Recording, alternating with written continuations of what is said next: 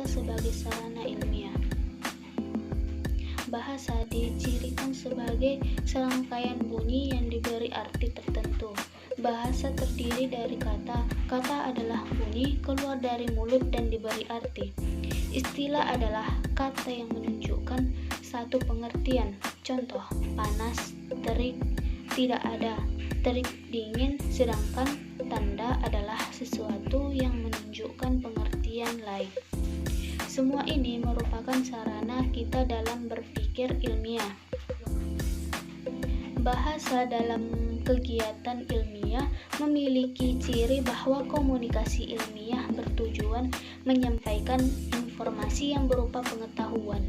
Jadi bahasa itu media untuk mengkomunikasikan sesuatu berupa pengetahuan. Bahasa ilmiah berlaku umum dalam pengetahuan. Bahasa dalam komunikasi ilmiah memiliki paling tidak 4 hal yang harus dipatuhi, yaitu yang pertama yaitu bahasa yang dipakai harus bebas dari unsur emosi atau bahasa dalam komunikasi ilmiah harus meminimalkan unsur emosi. Yang kedua itu emosi ilmiah itu bukan merupakan kalimat aktif, tetapi lebih kepada kalimat pasif, karena untuk membebaskan diri dari emosi. Contoh, jika kita menulis kata aduh, ini akan berbeda dengan kalau kita mengatakan aduh. Yang kedua yaitu matematika sebagai sarana ilmiah. Matematika adalah bahasa yang eksak, cermat dan bebas emosi. Lambang matematika bersifat artifisial, maksudnya berupa punya arti setelah sebuah makna diberikan. Contohnya membuat tanda panah itu bisa lebih besar setelah kita memberi makna 5 lebih besar dari 2, atau sebaliknya, misal lebih kecil dan lain-lain. Matematika melakukan pengukuran secara kuantitatif. Bahasa verbal hanya mampu menyatakan yang kuantitatif. Contoh, rumah ini lebih besar, rumah itu lebih kecil. Atau ini bahasa verbal karena tidak tahu besarnya seperti apa dan kecil seperti apa. Beda dengan bahasa matematik, rumah ini 2 kali lebih besar dari rumah itu. Jadi lebih eksak atau lebih nyata dan kuantitatif. Sifat kuantitatif dari matematika inilah yang meningkatkan daya prediktif dan kontrol ilmu. Contoh, pada yang berkepentingan ini lebih besar dari itu, ini lebih kecil, itulah kontrol ilmu dan sekaligus daya prediktif dari yang disebut dari matematik. Sekian dari saya, akan disambung oleh teman saya Vivi Alvina. Baiklah, di sini saya akan menjelaskan tentang statistik dan logika sarana ilmiah.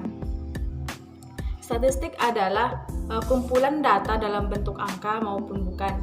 Angka yang disusun dalam bentuk tabel atau daftar dan atau diagram yang menggambarkan atau berkaitan dengan suatu masalah tertentu.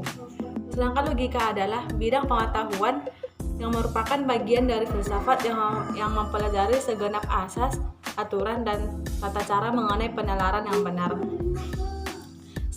Statistika memberikan cara untuk dapat menarik kesimpulan yang dapat bersifat umum dengan cara hanya mengamati sebagian populasi. Statistika mengambil sebagian saja untuk penarikan dari populasi ini merupakan hal yang sangat menarik dalam statistika karena memiliki cara-cara tertentu dan metode-metode tertentu yang semakin hari tingkat kecanggihan semakin tinggi. Penarikan kesimpulan secara statistika memungkinkan kita untuk melakukan kegiatan ilmiah secara ekonomis. Bila dibayangkan, jika tidak menggunakan statistika, kita tidak dapat memprediksi kemenangan dalam suatu pemilihan umum. Contohnya untuk memprediksi seseorang menang atau kalah dalam suatu kontes pemilihan umum. Sarana berpikir ilmiah merupakan alat bagi metode ilmiah dalam melakukan fungsinya secara baik.